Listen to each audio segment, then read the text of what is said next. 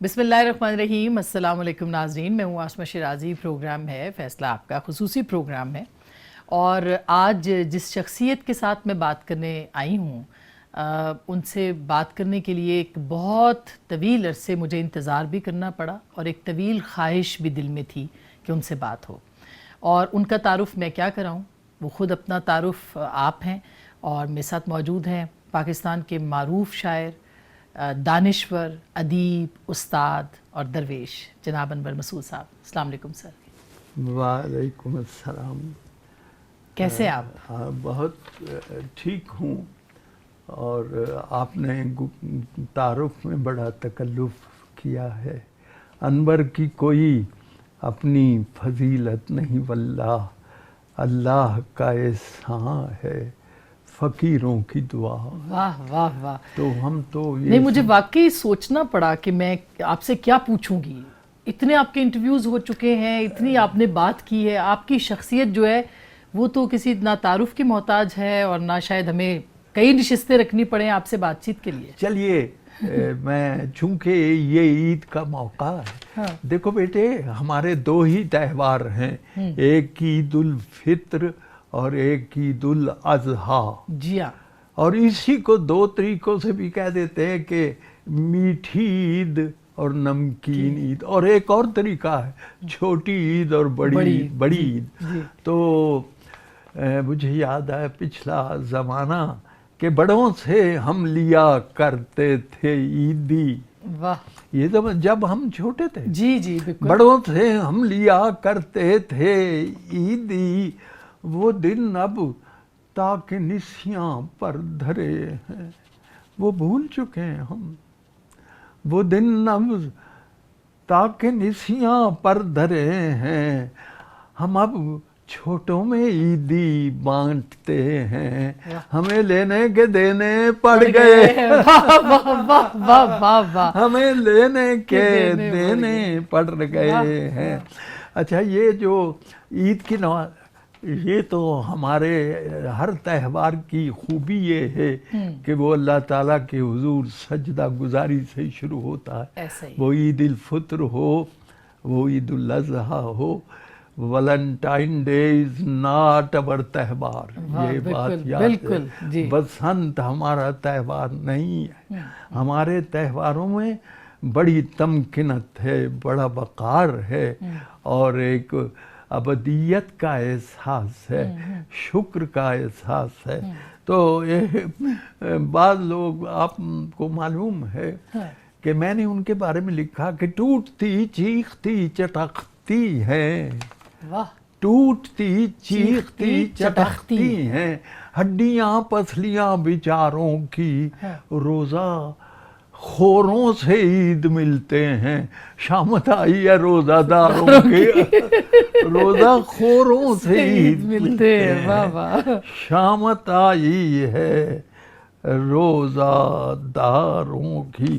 ایک دلچسپ بات ہے, آج کل تو وہ ہمارے وزیر خارجہ بلاول صاحب ہیں, اس سے پہلے بہت پہلے میں نے لکھا وزیر خارجہ, دیکھو جب کوئی اخبار پڑھتا ہے نا آسمہ, اس کی مرضی ہے کہ چوتھا صفحہ پہلے پڑھے, آپ اسے مجبور نہیں کر سکتے کہ جی تو بھائی تیسرا صفحہ پہلا پڑھ. یہ اخبار پڑھنے والے کی اپنی ثوابدید ہے, اور وہ ہے کہ میں نے پہلی خبر پڑھی اپنی مرضی سے, وزیر خارجہ ترکی کے دورے پر ہیں کل سے. یہ پہلی خبر ہے. جی جی. وزیر خارجہ ترکی کے دورے پر ہیں کل سے. دوسری خبر, گھروں میں گیس کی بندش مسلسل ہو گئی ہے. گھروں میں گیس کی بندش مسلسل. تیسری خبر, کوئی خطرہ نہیں ہے آمریت کا وطن میں, نصیب و لال کی البم مکمل ہو. کوئی خطرہ نہیں ہے آمریت. کیا خوبصورت چار آپ نے, یعنی پیج 3 کو اور پیج 1 کو آپ نے ملا کے کیا خوبصورت آپ نے شاعری کی. یہ کیسے آمد آپ نے ہاں آتے ہیں غیب سے یہ مضامین نہیں، خیال میں، بالکل۔ کچھ نہیں کہا جا سکتا کہ آپ اندازہ کریں میں نے یوں بھی تجربہ ہوا کہ میں نے نیند میں شعر کہا، آئی واز سلیپنگ، اور میں نے شعر لکھا، اور جب میں اٹھا مجھے یاد تھا۔ واہ! ہاں جی، اور وہ عجیب طرح کا شعر تھا کہ وہ آپ للہ نامالود نہ کیجے آنکھیں، اشک بہ نکلے تو رخسار جھلس جائیں۔ یہ شعر کی آمد کا کوئی پتہ نہیں ہوتا۔ بالکل بالکل۔ آپ اندازہ کریں، میں نے ایک خبر پڑھی کہ ایک خاتون پر کسی نے ناجائز حملہ کرنا چاہا، وہ اتنی غیرت مند تھی کہ اس نے پیٹرول ڈالا اور اب آگ لگا لی، اپنے آپ کو عزت بچا لی، جان دے دی ہے جی۔ تو یہ خبر میں نے پڑھی تو 10 سال بعد ایک غزل کہہ رہا ہوں، اس میں یہ واقعہ اکتا کے ہوسناک نگاہوں کے ستم سے ایک پیڑ نے شعلوں سے بدن ڈھانپ لیا، ایک پیڑ نے شعلوں سے بدن ڈھانپ لیا۔ کیا بات ہے، کیا بات! آپ نے میری سنجیدہ شاعری کی بات کی تھی تو میں نے کہا وہ بھی ساتھ ساتھ ہوتی جائے۔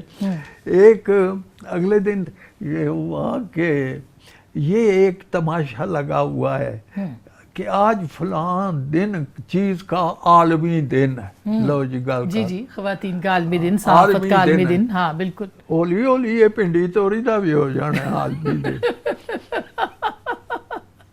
ہاں جی، آج گنڈے تنیے دا عالمی دن ہے۔ تو وہ عالمی دن میں آیا کہ اندازہ کریں، ہاتھ دھونے کا عالمی دن۔ میں تو خبر پڑھ کے تو اس قدر چونکا، او بھائی اس قوم کو بتا رہے ہو جس پر 5 وقتہ وضو فرض ہے، واہ واہ، بالکل، اسے کہہ رہے ہو کہ ہاتھ دھونے کا عالمی دن، آپ اسے کہہ رہے ہیں کہ ہاتھ دھونے کا عالمی دن۔ صحیح بات ہے۔ ہاں جی، میں نے اس پر عمل کیا فوراً، اتنا ستھرا تھا مشورہ، گویا ہاتھ دھونے کا عالمی دن تھا اس لیے میں نے منہ نہیں دھویا۔ آپ ڈینٹسٹ کے پاس بھی گئے، ان کو بھی شعر سنا کے آ گئے؟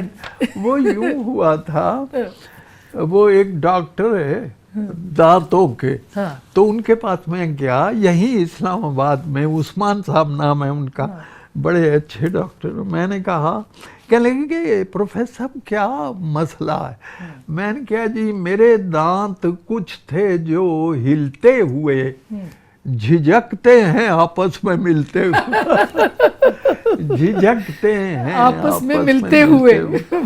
اچھا بات یہ ہے، لیکن آپ نے ڈاکٹروں کو بخشا نہیں ہے، آپ ڈاکٹر تو نہیں بننا چاہتے تھے؟ ڈاکٹر نہیں، میں نہیں بننا چاہتا، میرے والدین بنانا چاہتے تھے مجھے ڈاکٹر، لیکن جسے اللہ بچائے، جسے اللہ، میں ڈاکٹر نہیں بنا، جسے اللہ رکھے اسے کون چکھے۔ ہاں، وہ جو ہوتے تھے نا کہ فراگز کو ڈڈو چیرنے، وہ مجھے بس طبیعت نہیں پسند کرتی تھی، اور پھولوں کو وہ بلیڈ سے چیر کے اس کے فارمولہ بناتے تھے باٹنی میں، ایف ایس سی میں۔ تو اقبال کا بڑا اچھا شعر ہے کہ کام مجھ کو دیدہ حکمت کے الجھیڑوں سے کیا، دیدہ بل سے میں کرتا ہوں نظارہ تیرا، پھول کو تو بلبل کی نظر سے دیکھنا چاہیے۔ بہرحال تو میں ڈاکٹر نہیں بنا، لیکن ڈاکٹروں پر لکھا بہت کچھ ہے، یعنی وجہ سن کر بات معالج کی، سن کیوں نہ میں اس پر کر دوں ریٹ، کھجلی پر یہ رائے دی، you will have to live with it، کھجلی پر یہ رائے دی، you will have to live with it۔ اور پھر اس میں ایک نظم ہے، آپ کو سنانا چاہتا ہوں، یہی ڈاکٹروں کے بارے میں، یہی کہ میرے ساتھ ڈاکٹر نے کیا کیا، ذرا دیکھیے۔ اچھا، ہاں عاصمہ، جی، کہ ایک ڈاکٹر سے مشورہ لینے کو میں گیا، ایک ڈاکٹر سے مشورہ لینے کو میں گیا، ناسازی مزاج کی کچھ ابتدا کے بعد واہ کرنے لگے وہ پھر میرا طبی معائنہ، ایک وقفہ خاموشی صبر آزما کے بعد واہ ضربات قلب و نبض کا جب کر چکے شمار، بولے وہ اپنے پیڈ پہ کچھ لکھا کے بعد، ہے آپ کو جو عارضہ وہ عارضی نہیں، ہے آپ کو جو عارضہ وہ عارضی نہیں، سمجھا ہوں میں تفکر بے انتہا کے بعد، لکھا ہے ایک نسخہ ایک سیر و بے بدل، دربار زدی میں شفا کی دعا کے بعد۔ لو جی نسخہ شروع، لیجئے نماز فجر سے پہلے یہ کیپسول، لیجئے نماز فجر سے پہلے یہ کیپسول، کھائیں یہ گولیاں بھی نماز عشاء کے بعد، سیرپ کی ایک ڈوز بھی لیجئے نہار منہ، پھر ٹیبلٹ یہ کھائیے پہلی غذا کے بعد، لینی ہے آپ کو یہ دوا اس دوا سے قبل، کھانی ہے آپ کو یہ دوا اس دوا کے بعد، اور ان سے خلل پذیر اگر ہو نظام ہضم، پھر مکسچر یہ پیجئے اس ابتلا کے بعد، لازم ہے پھر جناب یہ انجیکشنوں کا کورس، اٹھے نہ ہاتھ آپ کے گھر اس دوا کے بعد، لازم ہے پھر جناب یہ انجیکشنوں کا کورس، اٹھے نہ ہاتھ آپ کے گھر اس دوا کے بعد، تجویز کر دیے ہیں وٹامن بھی چاند ایک، یہ بھی ضرور کھائیے ان ادویات کے بعد، پھر چند روز کھائیں یہ ننھی سی ٹیبلٹ، کھجلی اٹھے بدن میں اگر اس دوا کے بعد، کھجلی اٹھے بدن میں اگر اس دوا، 6 ماہ تک دوائیں مسلسل یہی کھائیے، پھر یاد کیجئے گا حصول شفا کے بعد۔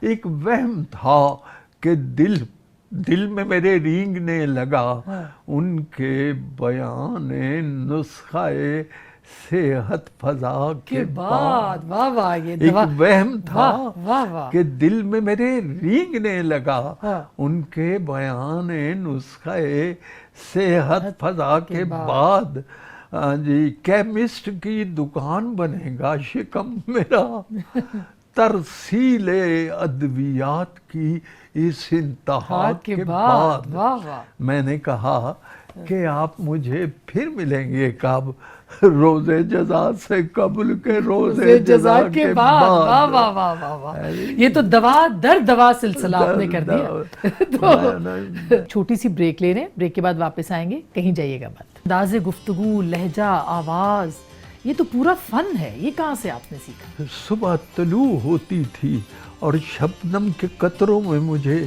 سورج کی تصویر نظر آتی تھی، تو پھر میں گھر لوٹتا تھا۔ 10-12 منڈے تے انہاں ساریاں کمیزاں دی اتے بنانا پائی، وہ فرمائش کر رہے سن کہ برین سناؤ، برین میں دیا پاؤ گے تو پہ جائے، لاؤ گے تو لے جائے، دوجی باری پانچوں کی رہ جائے۔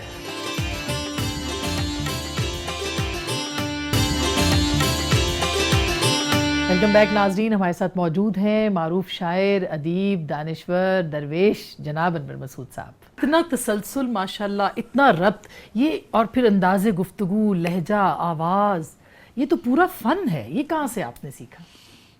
اس کا جواب یہی ہے کہ بس اللہ کا فضل ہے، بالکل ہے، اور میں کچھ نہیں کہہ۔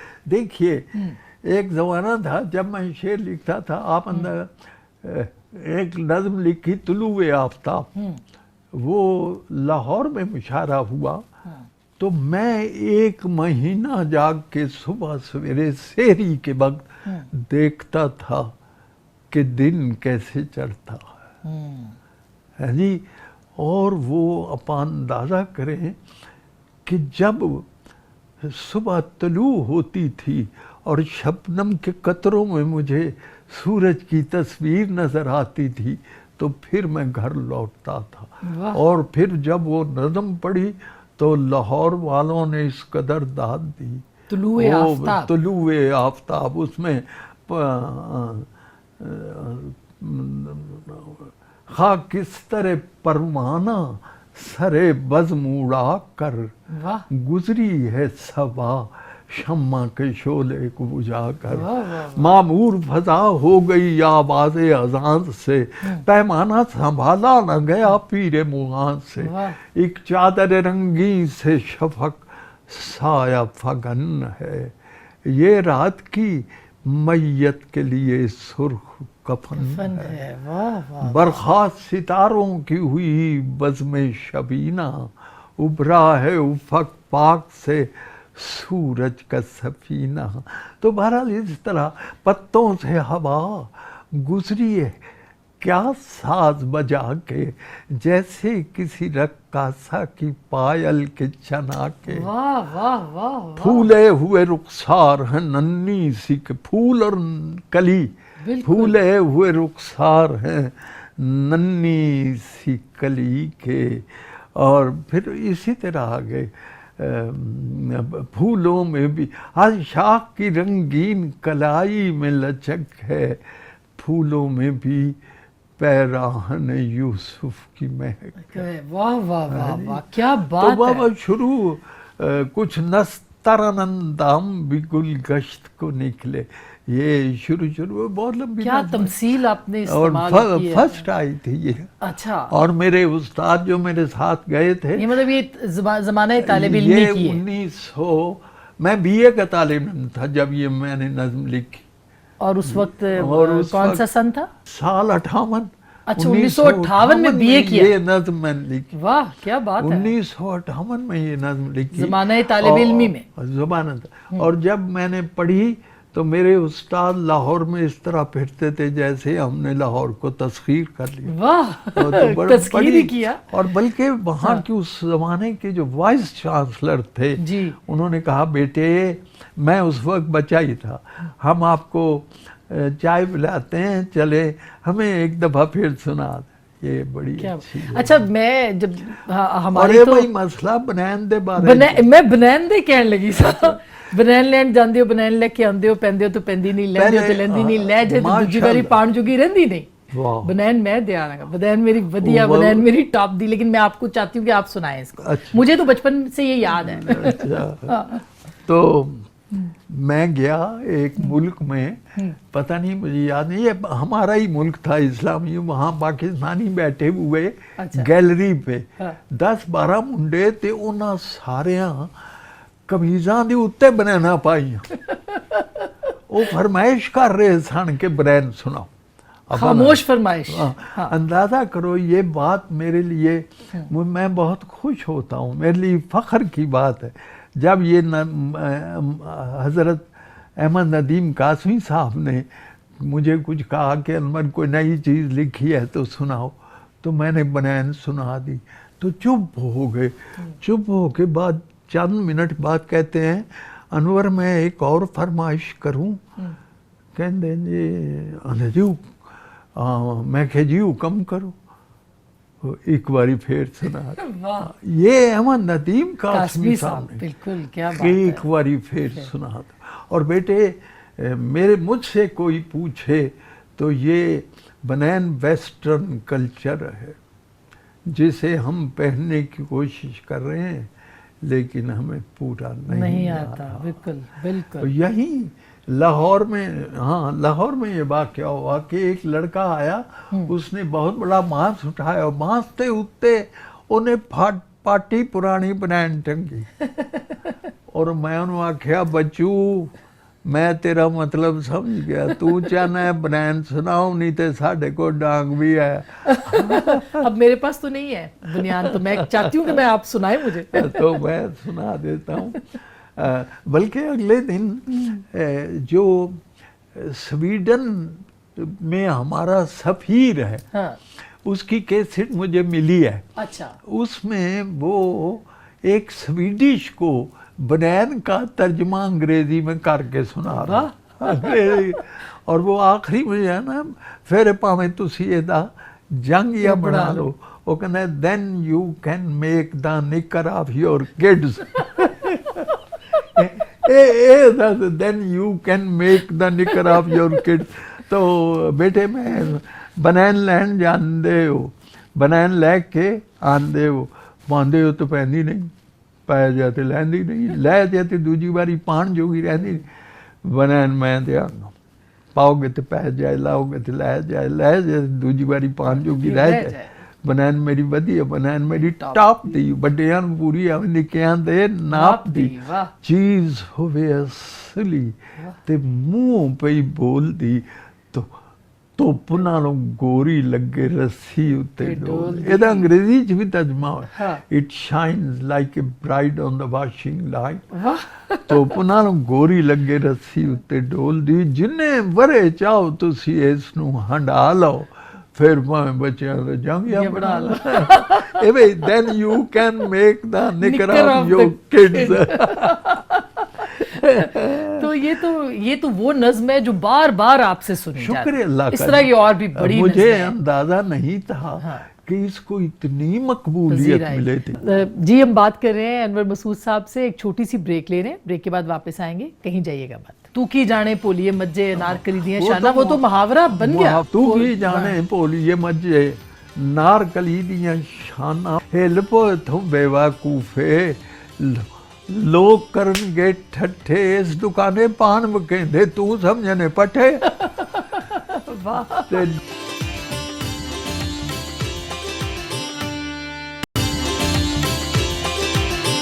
वेलकम बैक नाजरीन, हमारे साथ मौजूद हैं जनाब अनवर मसूद साहब। तू की जाने पोलिए मज्जे नारकली दियां शाना, वो तो मुहावरा बन गया। मुहावरा बन गया। वो भी जरा सुना दे हमें। है जी, सुना दे। सुना दे, चलिए।